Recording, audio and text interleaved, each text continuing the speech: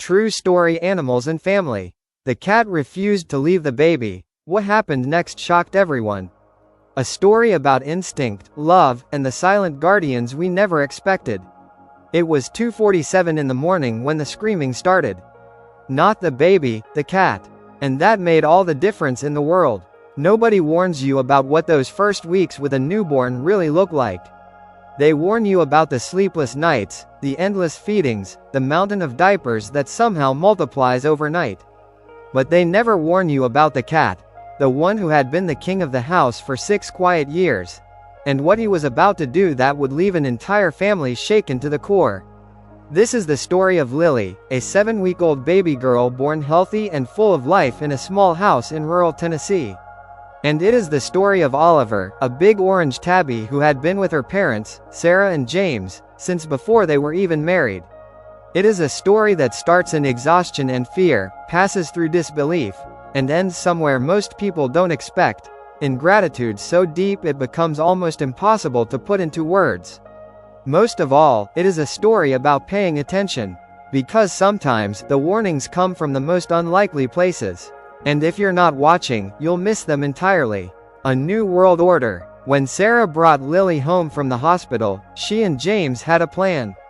They'd read the books. They'd set up the nursery months in advance.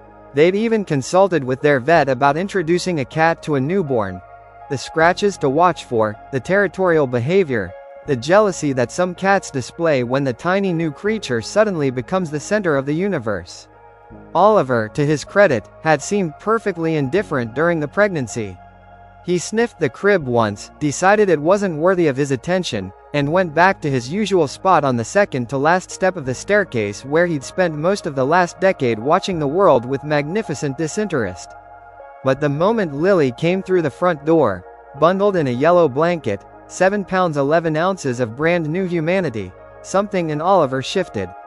Sarah noticed it immediately. He didn't hiss. He didn't run. He walked directly to her feet, sniffed upward toward the bundle in her arms, and then sat down and looked up at her with an expression she had never seen on his face before. It was like he was waiting, Sarah would later tell friends. Like he already knew something we didn't. In the days that followed, Oliver's behavior became increasingly unusual. He stopped sleeping in his usual spots, the staircase step, the sunny corner of the living room, the foot of Sarah and James's bed. Instead, he positioned himself outside the nursery door. Always close. Always watching. James joked about it at first, calling Oliver the fuzzy security guard. Sarah laughed along, but she watched him too. There was something in his stillness that wasn't funny at all. He'd been in that house 6 years and never once slept by the nursery. Then suddenly he wouldn't leave. The tension that builds in silence. 3 weeks passed. Lily was growing, nursing well, sleeping in the uneven, unpredictable pattern that all newborns establish and all parents eventually surrender to. Sarah and James traded off the night shifts. They moved through those early weeks in the fog that new parents know well, a warm, exhausted haze of love and survival instinct. Oliver's presence outside the nursery became so routine that they stopped remarking on it. He was just there, a constant. They'd shuffle past him in the dark at 3 in the morning, step carefully over his tail, and he'd look up at them briefly before returning his gaze to Lily's door. Night after night, without fail. Then, somewhere in week 4, something changed. Oliver stopped waiting outside the door. He started going in. He'd hop up onto the cushioned rocking chair in the corner of the nursery, just close enough to see the crib, and he'd sit there for hours. Perfectly still, perfectly alert, not sleeping, watching. James found him there one night at midnight and tried to shoo him out. Oliver didn't move. He didn't hiss. He didn't scratch. He simply refused to leave. He planted himself in that chair with the quiet, immovable certainty of something that knows what it is doing. James gave up. Lily slept. Oliver watched. Sarah started researching. She read about cats being drawn to warm spaces, about animals detecting new smells, about territorial behavior in multi-pet households. Everything she found was logical, reasonable, scientific. None of it felt like the right explanation. Because there was something in the quality of Oliver's attention, something in the way he never relaxed, never truly slept in that room, never once seemed distracted. That didn't match any of the tidy explanations she was finding online. She mentioned it to her mother. Cats are weird, her mother said. Sarah nodded and dropped it. She mentioned it to James again. He's probably just cold, James said. Sarah nodded at that too. But she didn't drop it. Not really. She kept watching Oliver watch Lily, and the unease in her chest grew slowly, quietly, like a tide coming in while you sleep. Stories like this one deserve to be shared. If this story is already moving you, imagine what it means for the people who lived it. Share it with someone who needs to be reminded that love shows up in the most unexpected forms, and that paying attention can change everything. Read more stories like this up right arrow. The night everything changed. It was a Tuesday. Lily was 7 weeks old. Sarah had taken the first half of the night shift, feeding Lily at 11, settling her back into the crib, watching the rise and fall of that tiny chest until she was sure everything was steady. Then she'd gone to bed, leaving James to handle the 3 a.m. feeding if Lily woke for it. What woke the house at 2:47 was not Lily. It was Oliver. He had never, in 6 years of life in that house, made a sound that could wake someone from a deep sleep. He was a quiet cat, not shy, just self-contained. He meowed occasionally, at feeding time or when his water bowl ran low. But what came from the nursery at 2:47 in the morning was something else entirely. It was loud. It was sustained. It was the kind of sound that travels through walls and closed doors and the deep, heavy unconsciousness of true sleep deprivation and yanks you awake before your brain has even processed what you're hearing. Sarah was on her feet before she was fully awake. She hit the hallway moving fast. James was right behind her. They pushed open the nursery door and Oliver was standing up in the rocking chair, every hair on his body raised, yowling without pause, his eyes fixed on the crib. Sarah crossed the room in 2 steps. She reached into the crib. Lily was there, but her color was wrong. Her lips had taken on a faint bluish tinge. She wasn't crying. She was breathing, but the breathing was shallow and labored in a way that turned Sarah's blood cold in an instant. She scooped her up and Lily let out a small, weak sound that was nothing like her usual cry. "Call 911, Sarah said. James was already moving. She wasn't crying. That's what scared me most. She was always crying, and she wasn't. The revelation. The paramedics arrived within 9 minutes. In the ambulance, the EMTs confirmed what Sarah's gut had already told her. Lily was in respiratory distress. Her oxygen saturation had dropped significantly.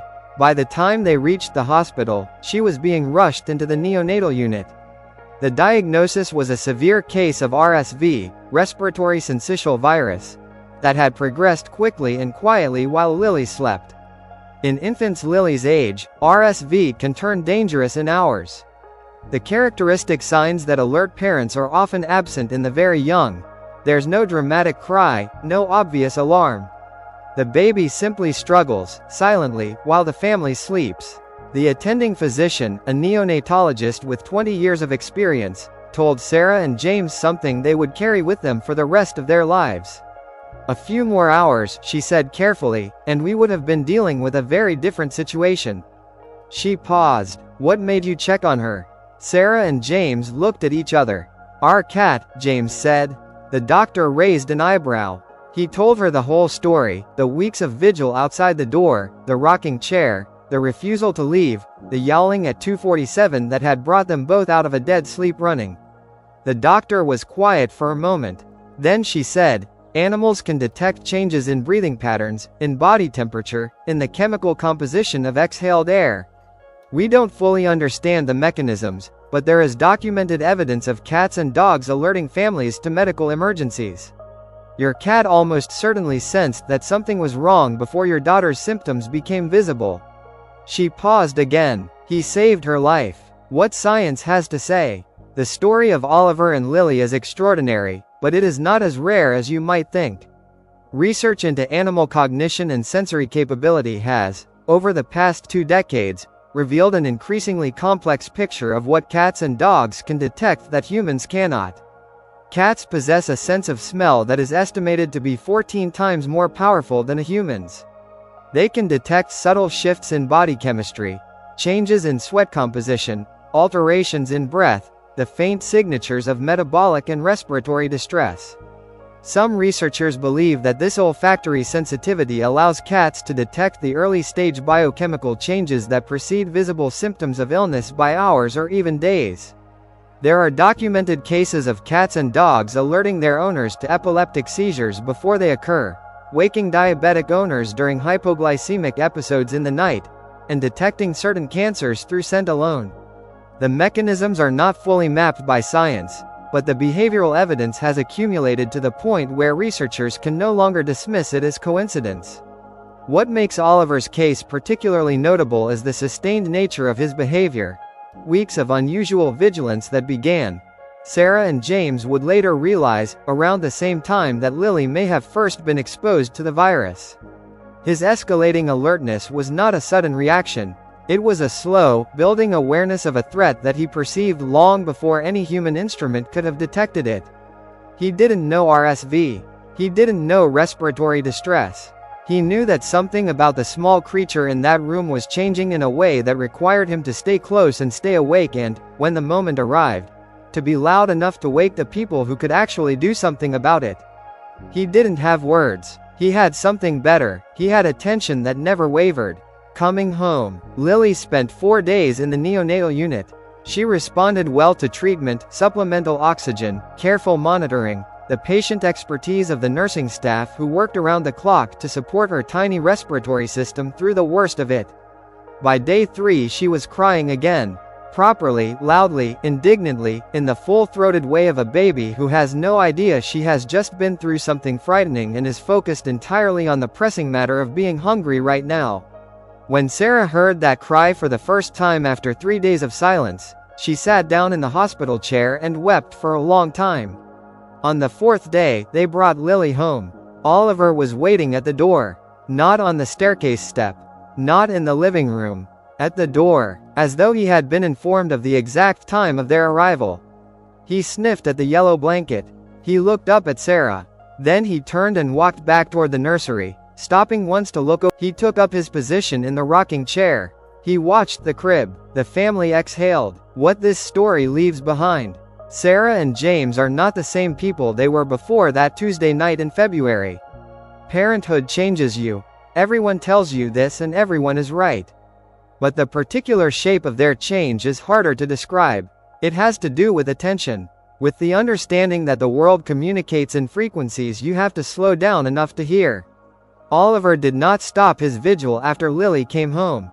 He kept the rocking chair post for another 6 weeks, until Lily was fully recovered, past the vulnerable age range for RSV complications, sleeping longer and more deeply and with the robust color of a child who is flourishing.